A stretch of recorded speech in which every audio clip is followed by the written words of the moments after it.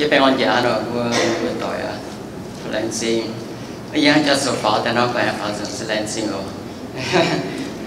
đâu đào một chữ con như ở thôn ta gọi đâu我长点的就人生他就这个就谁负责了不能对你们ต่อยตอนรู้คนสิ่งไม่แม่ส่วนนั้นแต่ผู้สูงไม่อยจิตไม่ยิ่งว่ามองยิ่งคู่เฟียนตัวก็ยิ่งแม่ยิ่งออกเป็นยิ่งออกแต่แม่เส้นใจยิ่งเป็นการยิ่งสมัยชดตายมายิ่งว่าเก่งโซ่ชดตายยิ่งใจบัวใจอ่อนจีก่อนแสดงจริงตากรรมเต็มสุดสิบัวเห็นไหมแกยิ่งก้องว่าแกจังหวะtừ dần phá này được hai chục con là hắn liều với cả nhiều có hỏi như miền này để tiêm cái gì để bởi vì ít bữa đâu sẽ toàn rồi lại cái giống như chỗ nhiều ở chủ hắn nói chỗ về chủ bởi mấy chỗ như xin cái là hay khôi có mấy cái đạo này mấy twitter giờ tươi nha này với cả bukan như con là sẽ bằng thầy con thầy nói như chào lộ như cháu hỏi nói như quả sẽ con thảo thiên hồn sẽ phút sẽ lộ sẽ vui bao miền tại nhiệt tao như mai sợ ấy ở nhiệt tao miền nhiệt ấy chẳng như hòa là vui miền như hòa là hai đứa con nào thì vui miền như hòa nặng rồiแต่con tấm nặng xuống nè sẽ ăn chân vui chủ vui mai năm thiên hồn sẽ năm sợ ấy được phân chia vui giống là để vui như thứ vui lõm và vui giống như thứ có cần như sợ ấy tổ hay những tình huống vui hại để mai chẳng hồ mai chẳng他咱有挺好，你买咱不还还加做有种头呢，做的还有加还多有个来สิ่งเอง不กันเนาะ所以咱来安全来一九วันก็ feeling lost and lack of purpose it's a lack of purpose 呢ตัวนักกล้องในจันยี่ว่านะว่านี่ก็ว่าทุกผสมภาษาอะไรจันไทยว่าก็เท่า purpose ในตัวว่าตัวบัวแต่เก่งบัวโจแต่บัวไม้บัวยี่ปันใจเนี่ยยังได้ปั๊มแกนี่ purpose นะบัวดนหอยจะสิ้นแต่บัวยี่จุดโจยี่น่าเนาะยี่ก้อนแต่ไหนยี่เปลี่ยนเยอะนะ purpose นะแต่เราบัวช่วยเสียแต่มาแบ่งจังบัวจุดโจยี่บัวแก่จุดโจที่หัวบัวยี่บัวอยู่แต่จุดโจยี่บัวยังได้ปั๊มแกนี่เนี่ยนะบัวจุดโจยี่มาเนาะบัวจะมีล้อก้อนโจล้อหยัดล้อหกบัวเตะบัวโจแต่quầy bữa canh tự lớn mà tê qua chỗ tài quầy bún bún nhiều hoàn toàn tự lớn mà tê bữa chỗ tài quầy xích toàn hiểu bữa phải chẳng toàn hiểu bữa để bữa thiền sợ bún bữa anh ấy bún bữa ăn no thì mà chế nhung như cái này ở này sẽ sợi bạn này sẽ bằng cái như chờ lộn bảo thiên hùng bảo bún sợi bữa nhưng mà tao mày sợi như ăn no feeling lost because we don't know we have purpose bữa rồi chỉ con nó mảng tổ yêu mấy cái sôi sẽ con thì tiếng mới chỉ con vào cùng mảng đâu mảng này con sẽ chẳng như rồi nhưng mà tập phạm trang sự nhất nhiều quá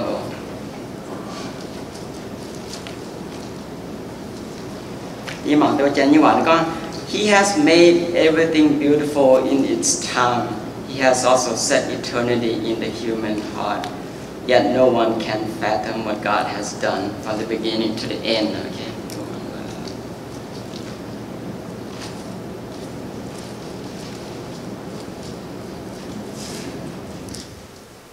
sản xuất yết này có cái hồ bún màn muộn xíu can nhẹ chuồn chiêu rồi thiên hồ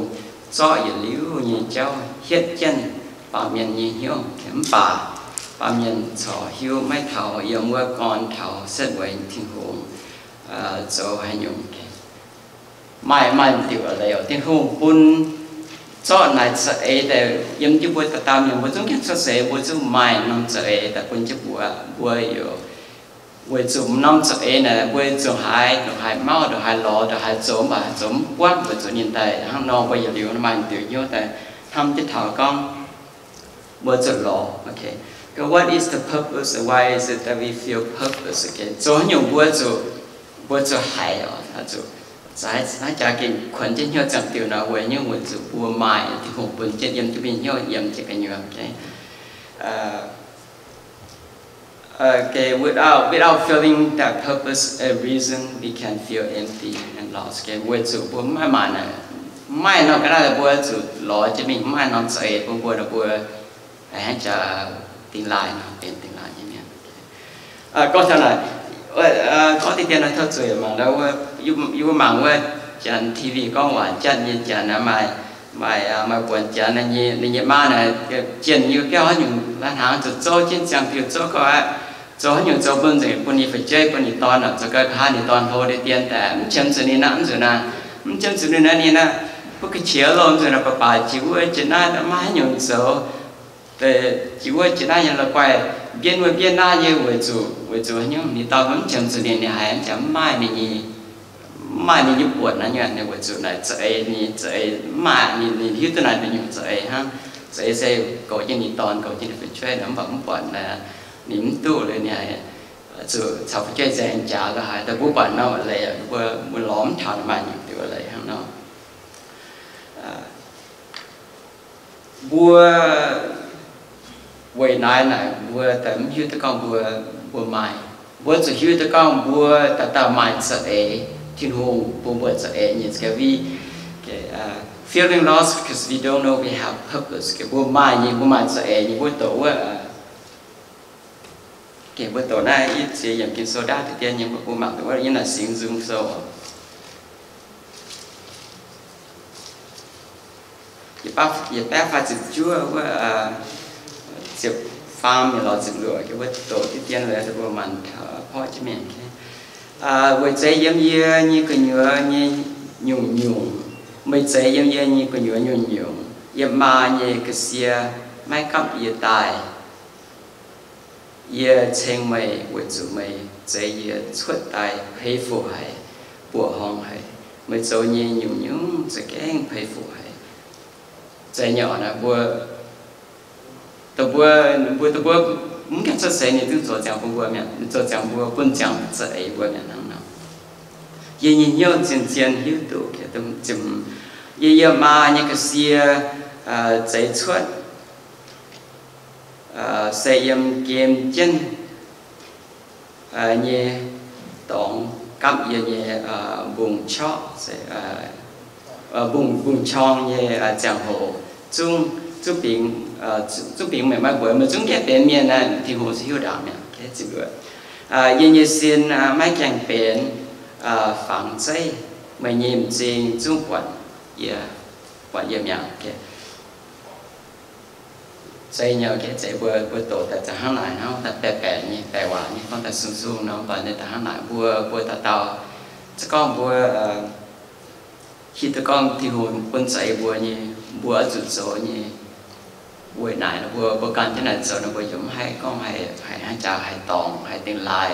hay chào bữa mai bữa mai những cái phòng ngoài phải bữa như thế nhận chạy như vậy nó con bữa mai như bữa cho cần thì hôm như sợi ta mai nãy chụp phơi này như mà nãy chụp phơi này con được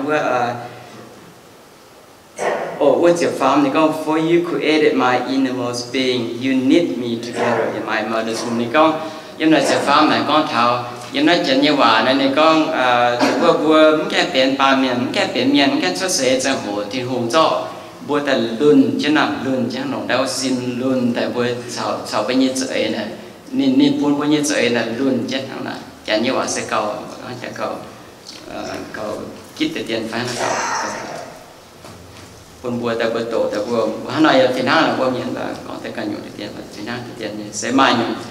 những cái này ở đây rồi có tài dụng nặng dành vào bùa cho nó cầm kia nè cái tay phía này chẳng phải là sẽ tổ thì we live in a world that tells us that all the time that things just happen okay bùa cho nó cầm kia sẽ hãy dùng bữa tức lộn tức hoài quan chỗ nhiều nó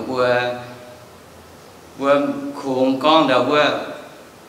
này nó quay bên không ai nhận ở lại bữa nó quay quan chỗ hăng by chance chẳng con nó quay quan chỗ nào là mai nhận cái là chạy mai tạo ta tại bữa quan chỗ như vậy thì bữa yên nào bằng kia bữa mai nhiều việc phim ở things happen by chance or fate but isn't so we here to go là sẽ nó này okay things that happen whether good or bad cái này từ bước quan trọng như lông phải hoài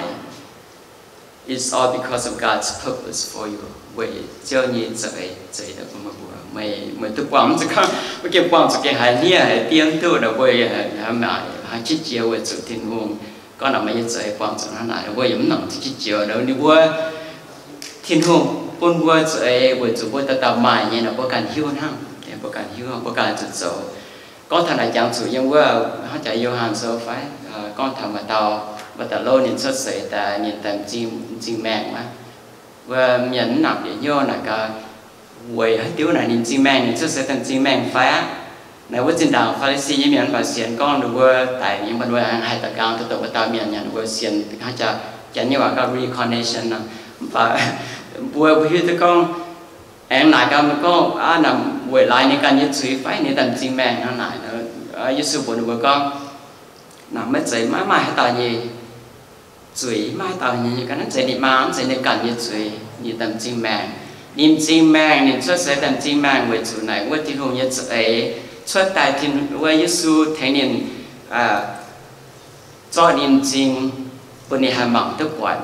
cho năm sẽ được buồn với choáng miền hiếu tư con thiên hùng sẽ mai sẽ cùng với tao là mai nhiều sẽ bên địa tại tao miền nó tự nhiên sẽ thiên hùng sẽ được bên niệm mỏng sẽ với chủ niệm bây giờ tao miền tại niệm buồn choáng thì tao miền có niệm Giêsu sẽ cho niệm chim bên này hàng mỏng tức quẩn niệm ấy yên là mà cô tổ chức miền này những con thảo tại lâu như tại hai đôi sinh thảo sang những qua Pharisee miền thì sinh thảo sang giáo sang thảo tại miền đó là sẽ bên nhung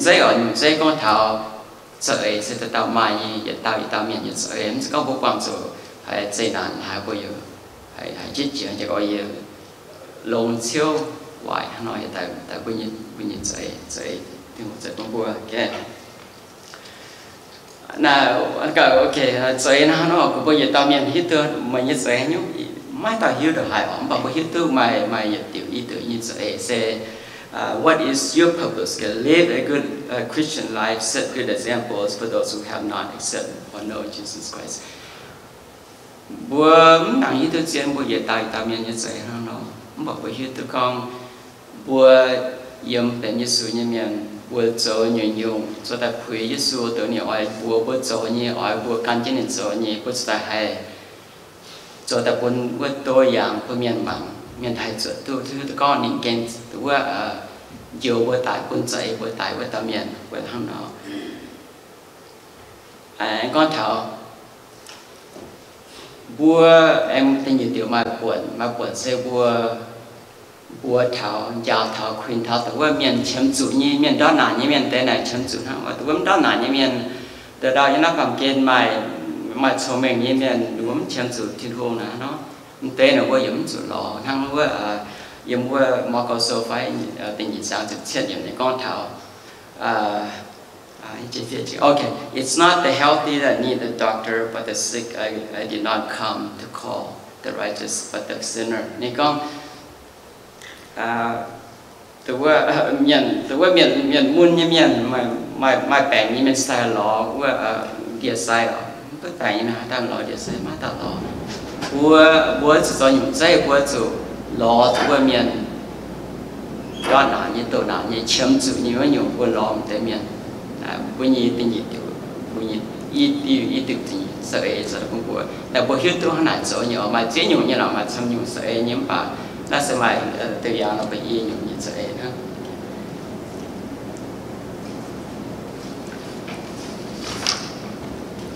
Ok, xe trang này hiện tại rất nhiều như rất nhiều như quả, tại vì chiều xe chẳng lẽ con thật tại vì này feeling lost because we try to fulfill man-made purposes. Cái nên để ra thì tiền nhắm vào cái món chế miệng là tạo một tấm ảnh tổ. bùa phải hát trả cho những quan hệ và cho những quan hiệu chẳng bài năm khuất tại thiên hùng chế được công bùa năm khuất nhưว่าchế như trình em tại yếm trên năm khuất là bùa hai đó hai quan đó hai mau mình mau tại mau đã hai chuẩn đã hai giống hai cầu hát trả như hai trả quan hiệu nào điều cho này hắn này với chủ hắn lại với chủ bùa không lo tại bùa ỏi chỗ như thằng bữa giờ tôi tài nó có một tư nhàn tôi cái này quang rằng một kéo quang rằng lắm là hỏi bảo bữa sẽ có hàng loại cho mình cũng hay còn hay the yet you say put no effort in meaningless endeavors có tung tương lò từ cũng tôi tài tôi tài máy nó làm sang đốt anh chỉ đào đằng hoa nó bây giờ hiện hoa thiên giáo rồi phát hiện hoa giáo rồi thì tôi nhớ ít bao nhiêu thiết mà để xuống giải mà để ít bao nhiêu giáo rồi hàng nó để bộ tấm quang nhiều là lò chỉ sang thế này con sẽ giải như cháu này giải này con thả đâu có em mặn mà thế này cái số thì con sẽ giải đâu có lại có Solomon hôn chiều con thảo phải trang phải nhiều món ăn gì phải trang phải nhiều con thảo dự án và dự xuống lầu lùi phải sản xuất của tàu dấu như công sẽ về chủ miền sau miền như chọn làng miền làn mỗi chiếc làn nay sẽ phiền hàng như khung mong ha cái khung mong ha sẽ khung quân giáo xuống khung quân giáo sáu năm hàng này bữa con chuẩn trên hàng hayว่าchuẩn trên giáo miền Nam như cái này là thế là bữaเขาว่าตัวล้อทางหยวนเจ้าว่ายึดตัวการยึดที่หุ่นยึดกองสวยจะมีตัวนี้ว่าเดี๋ยวมีว่าที่หยวนสวยแต่พวกว่าจบกันจะได้มีว่าไม่ให้ตอบนะแกมาที่หยวนแต่นี่ man-made purposes changes all the time ว่ายี่แปดแค่ว่าหน้าปลาเมียนยี่แปดว่าจบได้ยังหยวนยังไงเลย整回来老的有做，然后 man-made changes all the time。那我睇嚟一望到一望啊，從邊話？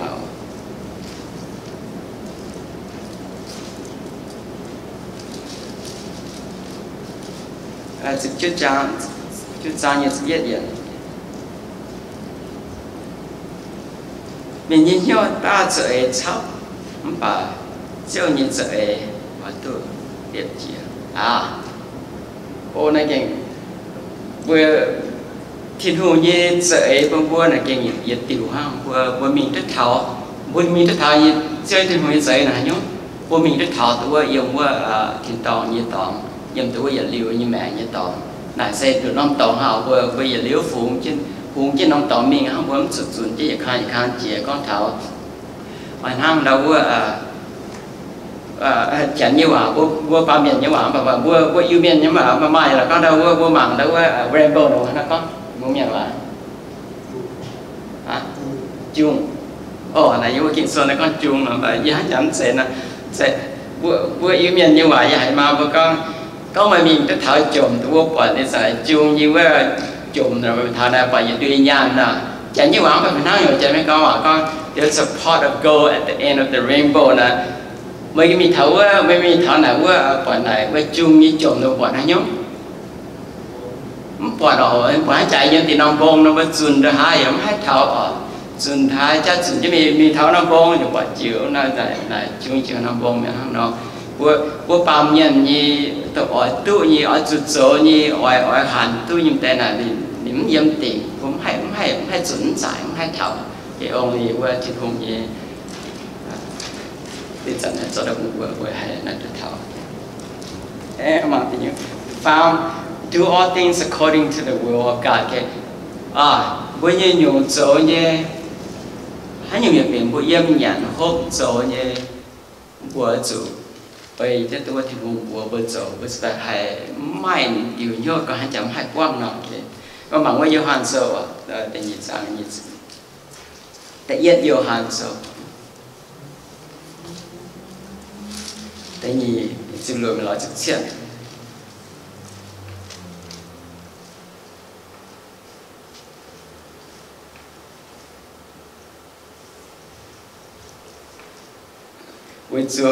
为主也重要，因帮给你个奶，是帮人喊你，你真管就没接你，炒面青楼做毛你事。nát tệ giờ chúng sẽ dùng bằng kiến xuất tài nhé mới sẽ dùng chẳng địa tài cái chữ chết bằng kiến cháu dùng bằng kiến dựa miền nhẹ cả nai chia chân mình bà hai tàu ấy chân thiên hồ nhẹ ấy chỗ với tàu chịu tôi giờ liu chẳng chân sẽ hăng bữa chuẩn trên chung miêu bữa đi lõm quả gì tụi nhau nhưng mà cái chỗ là lõm tới quả là cái mai quả. Okay, and the faith can live according to the God's purpose.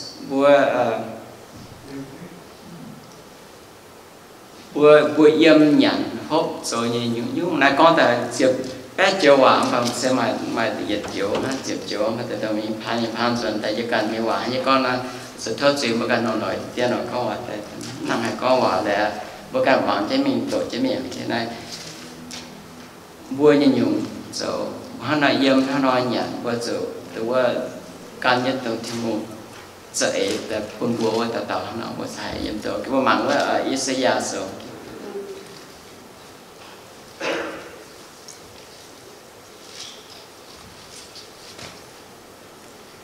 về 20 chút 31 điểm.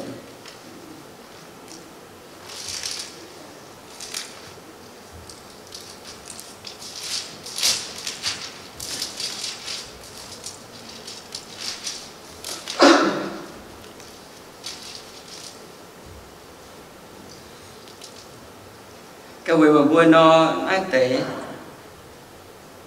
vị mà bua no nói tế dịch chung lò dạng như sĩ xe hăng chuẩn số phía chân dạng bỏ chân yến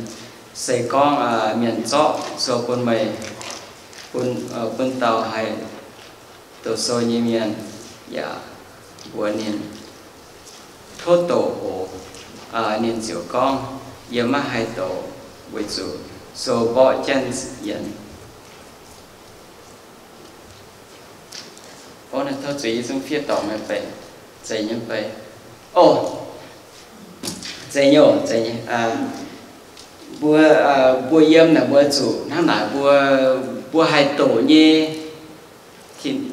giờ này dây tiền là bua hai tổ bua ta hai tổ bua hai tổ bua từ đó cái diện nhận bua ta như phiền là bua hai tổ bua chủ nó dây bua thì hùng như dây là bua hai tổ thằng nó là tức dây bấm nặng tội thì cho bữa mà chỉ liệu bữa con sẽ chẳng số như tình nhị cha như vậy giờ thật sự này như tầm hai bên nó nhung được hai lần tại giờ liệu là con có tầm hai mình sẽ tầm mạng bây giờ xuống chọn cho nó cái số mạng tổ con sẽ chẳng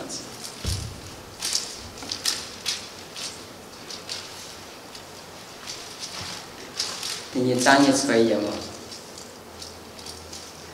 vì bao nhiêu mãi hãy dùng cầu luôn nhận hốt cho lâu lùi cho con tôi chuyện nhiều nay giờ và quả yếm trên hồ nhẹ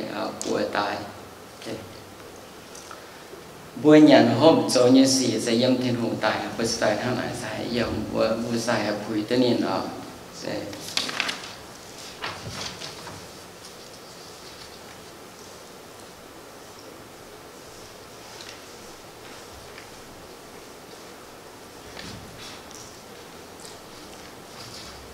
anh ấy con tầm mình phải thật sự là chơi giúp tổ tông nhá cái sự biến loại cái sự biến lan sinh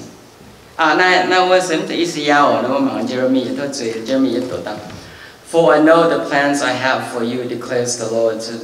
plans to prosper you and not to harm you plans to give you hope and future cái dễ lắm cho nên buổi yếm sẽ buổi thì hồ như sẽ buổi sáng yếm được cái con sẽ bữa này nào là vừa tại yếm cái bằng vừa chưa nói như vậy đấy con thấy cái tiền sẽ làm gì bên sẽ dùng được hai lò giống hai tụ bên đó hai giống hai cậu này hai ở bây giờ sẽ thốt suy chẳng qua bằng đã con có thật sự như cháu này hiện tại tao miền mà sẽ qua giờ liệu quản nó phiên sáng tụi nào phiên sáng thì tàu qua thật này là giống như tôi con vừa được hai ở như mà tàu bao miền như vậy này nó vừa cứ vậy nó có nhiều hai vùng hệ nó vừa tàu bao miền rồi như vậy này hai ở như vậy rồi hai hệ bây giờ giống chuyện này là ta sẽ sẽ phải như vậy sẽ có thể nói sẽ như cháu về thì cháu sẽ lên trên là tuần đầu này tàu vừa nhưng sẽ bên đâu bên đâu glue tại cho tàu vừa này nét thì tỏi được mai này là vừa mai là chỗ bây giờ cả năm hai nó bảo bây giờ là bên say cool then to have me with oil okay anh sẽ vô mạng tao rất nói ngoài nó bất chán ở thằng mà chẳng có đá thì tên là con sẽ con okay. Conclusion: God made us with purpose. So if we strive to meet that purpose, we will never feel lost. Okay. Tại vì tiểu sinh thì hùng giấy bùa tài mà nhân sự ấy bằng bùi tao bùi chúng kèm xuất sẽ miền trung hàng con nào yêu mình mà như cái gì nên rất tàu với sim tại tàu với gì nên chân là sự ấy đã luôn sản xuất bùa chẳng mẹ chẳng bùa sa mai năm mới lấy tại bùa sa hay yên lưu hay giả hay cha mi hay đòi miếng thảo cho nhiều giống thảo với cho nhiều bùa ở miếng thảo tới yên lưu như tàu mà bùa mỏng cái này miếng bùa hay quan nhau thế nhìn tiểu we can never fulfill our man-made purposes. Man-made purpose changes constantly, but God's purpose is unchanging. Okay. Hai con nào vừa phạm nhận gì sợ ấy bỏ rồi như ở tu gì nhận liễu thứ cho mình vừa chuẩn hay giải tu chăm ở lòng chăm tu rồi anh có lòng chăm mày cái nào quan thì lần kia bây giờ lòng cả chăm tiền mà cho mình là lâu bây giờ lòng cho mình còn lâu đấy không hay quan mà thiên hùng như vậy sẽ diệt tiêu công vua thăng diệt tiêu sẽ tôi bây giờ như tàu vua mặc cái này diệt non tàu miền vua cho dân nhận hôm cho như gì vua nhiều vua hay cho như vua hết tôi bây giờ vậy nó vua cần cái này cho vua sẽ hay cho tôi quan này thiên hùng như vậy cái này chỉ còn ta có thêm xin đầu tiên nói tiếp qua mặt bằng, okay?